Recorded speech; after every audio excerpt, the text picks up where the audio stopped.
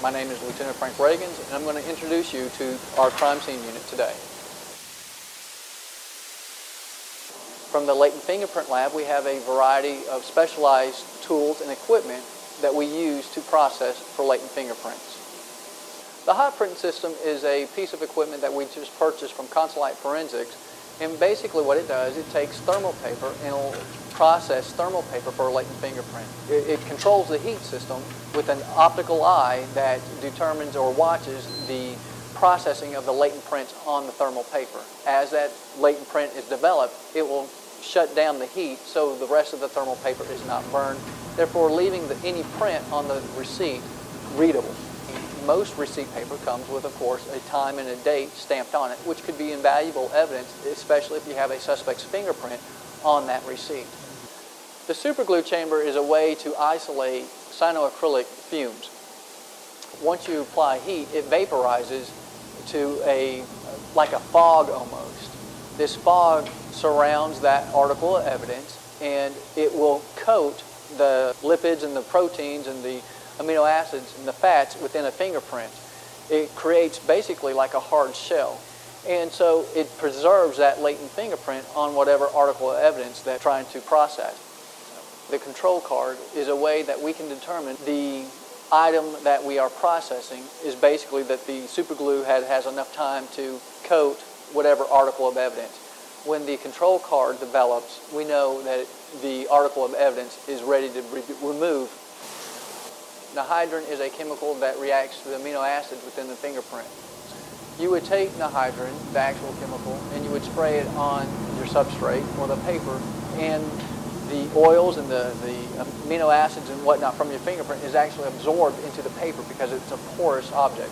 The nihydrin attaches to the amino acids within that fingerprint, and after applying heat, it turns pink, which adds contrast for us. That contrast allows the latent print analyst to use that to identify the partial prints we would reveal from an article of evidence.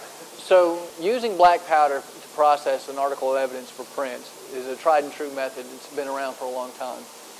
The short and skinny of it is that the latent fingerprint is made up of moisture, amino acids, and other body secretions. When you touch an object, you're leaving that moisture, you're leaving that trace of that fingerprint on that article.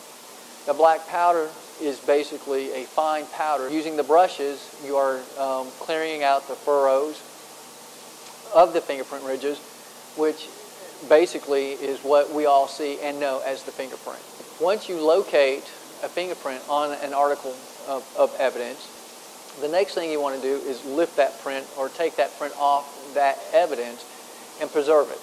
The way we do that is we have a fingerprint card that we use, and we use a tape lift method.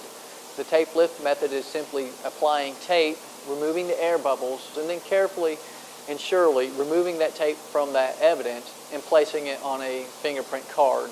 Our crime scene unit has 3 specialized bays. When you're looking at an object as big as a car, we look at that car as its own individual crime scene. First thing you're going to do is the tech is going to visually examine the car and look for any potential evidence that may be on there. In our first bay, this is our biggest bay, we actually have a vehicle lift. That vehicle lift helps us to process a car more thoroughly. In certain situations, let's say we had a hit and run, or where there may be evidence up underneath the car, we are able to lift that car up and look and search for underneath the car in a safe manner. We also look for DNA, and that means we will swab the car for DNA material. All of our bays are designed so where they can be darkened out, because many times we use an alternate light source to identify trace evidence within the car itself.